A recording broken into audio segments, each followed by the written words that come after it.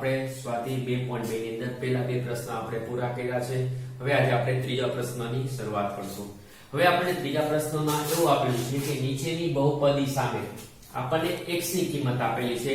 તો જે કંઈ x ની કિંમત આપેલી છે તે બહુપદીનો શૂન્ય છે કે નહીં તે આપણે ચકાસવાનું છે. હવે શૂન્ય કોને કહેવાય? તમને જે કંઈ x ની કિંમત આપેલી હોય તે તમારે બહુપદીમાં ex ની કિંમત મૂકવાની, અને ex ની કિંમત મૂકવાથી આપણને બહુપદીનો જવાબ જો શૂન્ય આવે તો આપણે કહેવાનું કે જે કંઈ કિંમત છે એ શૂન્ય છે, અને જો શૂન્ય જવાબ ન આવે તો ના પાડવાની કે શૂન્ય નથી. તો એ આપણે કેવી રીતે કરવાનું છે. હવે આપણે પહેલા દાખલામાં શું આપ્યું? px 3x 1 બરાબર છે. આ આપણી બહુપદી છે જ્યાં x ની કિંમત આપણને કેટલી આપેલી છે? -1/3 આપેલી છે. તો આપણે આ x કાઢી નાખવાનો અને એની જગ્યાએ કેટલા લખવાનું રહેશે? -1/3 પ્લસ 1. x બરાબર -1/3 આપ્યું છે. ઈ આ x કાઢીની જગ્યાએ લખી નાખવાનો. 3 ઉડી ગયા એટલે બચે કોણ? -1 અને +1. આ બે ઉડી ગયા એટલે જવાબ શું આવ્યો છે? 0 આવી ગયો. બરાબર, 0 આવી ગયો તો લખવાનું કે x ની કિંમત શું આપેલી હતી? 1/3 તે બહુપદીનો શૂન્ય છે. બસ આવી રીતે લખી નાખવાનું. x ની કિંમત -1/3 તે બહુપદીનો શૂન્ય છે. આવી રીતે આપણે જવાબ લખવાનો રહેશે. હવે બીજામાં આવીએ. px બરાબર 5x - π છે. π આ આપણી બહુપદી છે જ્યાં આપણે x ની કિંમત કેટલી લખવાની છે? 4/5 મૂકવાની છે. તો પહેલા 5x ની કિંમત કેટલી આપેલી છે? 4/5. તો 4x ની જગ્યાએ કેટલા લખશું? 4/5 -π. 5 ઉડી ગયા, બચ્યું કોણ? 4 - 5. અને આ જે 4 - 5 છે 0 બરાબર નથી. અહીં કેમ આપણને 0 આવ્યો તો? અહીં આપણને 0 કિંમત મળતી નથી. તો અહીં લખીને આપણે 4 - 5 is not equals to 0 એટલે બરાબર 0 નથી. તેથી શું છે? આપણે શું કિંમત લખી છે? 4/5 એ બહુપદીનો શૂન્ય નથી. બરાબર. હવે ત્રીજા પ્રશ્નમાં જોઈએ. બહુપદી શું આપી છે કે px બરાબર x² - 1. હવે અહીં આપણે બે વખત દાખલો ગણવાનો રહેશે કારણ કે આપણને બે શૂન્ય આપ્યા છે, એકવાર 1 ને બીજું -1. તો સૌપ્રથમ આપણે x ની કિંમત કેટલી લખશું? 1 લખશું એટલે p1. અહીંયા પણ આપણે લખી શકાય કે p 4/5 મૂકો છો. હવે કેટલી લખી છે? 1 એટલે x ની જગ્યાએ શું લખશું?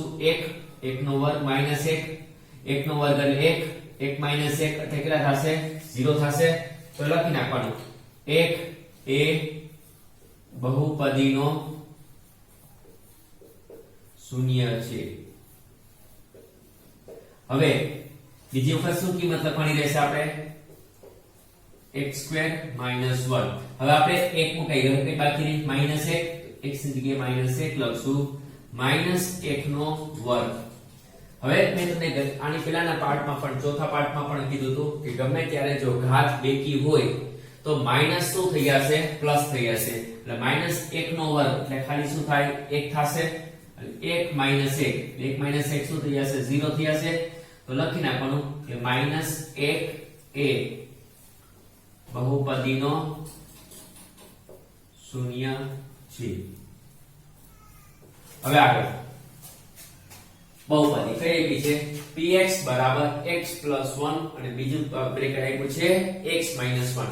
અહીં પણ આપણે બે કિંમત મૂકવાની રહેશે. પહેલી વખત -1 ને બીજી વખત 2. તો સૌપ્રથમ આપણે -1 લખીએ. તો p - 1 કેટલા લખવાના છે? x ની જગ્યાએ -1, પછી 1 ના 1, પછી અહીંયા -1 આ બે માઈનસ પ્લસ માઈનસ થાય, એક માંથી એક જાય તો કેટલા બચે? આ બે કેન્સલ તો શું જવાબ આવશે? શૂન્ય. હવે અહીંયા માઈનસ માઈનસ પ્લસ એટલે 1 ને 1 2 કેવા બે આવશે? -2. હવે 0 ગુણ્યા -2 વચ્ચે કઈ નિશાની સમજવાની? ગુણાકાર. એટલે 0 ગુણ્યા -2 એટલે કેટલા થશે? 0 થશે. એટલે આપણને x ની કિંમત મૂકતા જવાબ કેટલો મળ્યો છે? શૂન્ય મળ્યો છે. તો લખી નાખવાનું -1 એ બહુપદીનો શૂન્ય છે.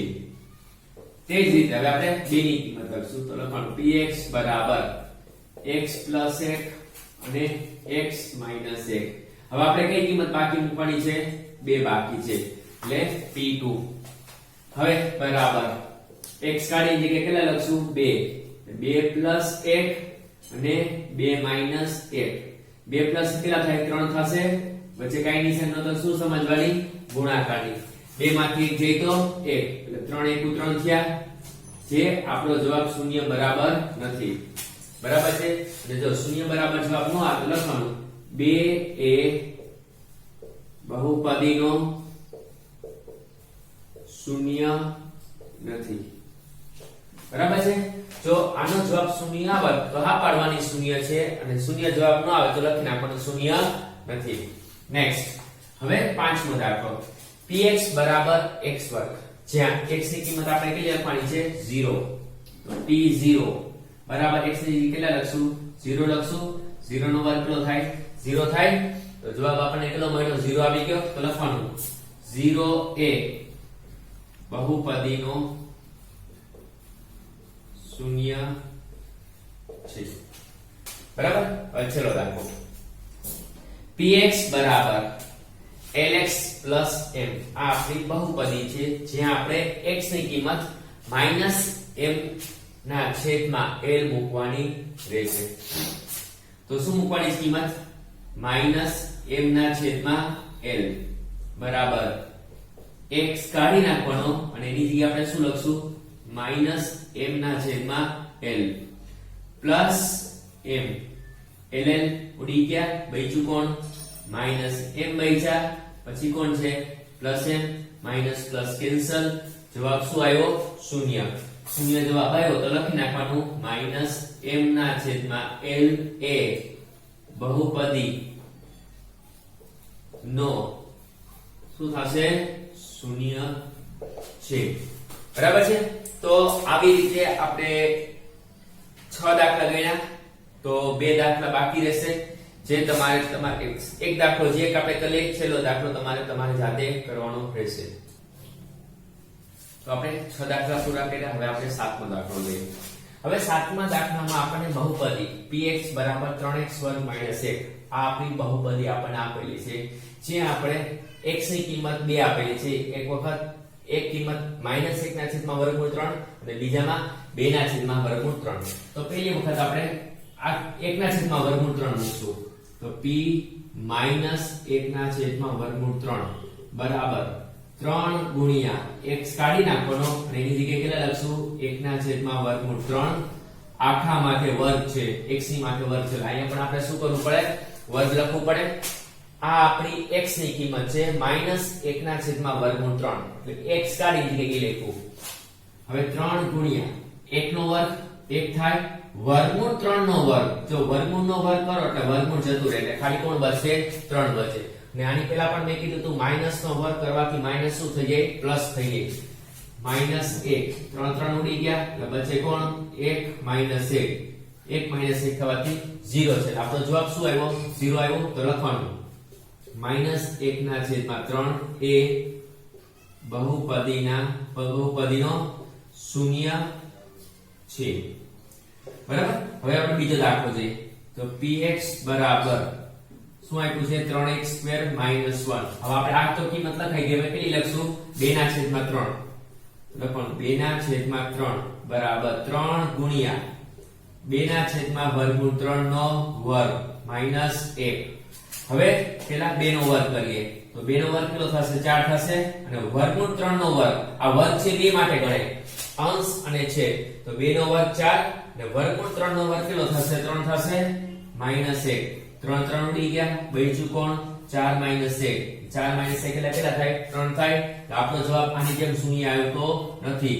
શૂન્ય ન આવતો તો આપણે લખી નાખવાનું કે 3 is not equals to 0. એટલે 3 0 બરાબર નથી. અને 0 બરાબર ન હોય તો લખી નાખવાનું કે 2 ના છેદમાં 3 એ બહુપદીનો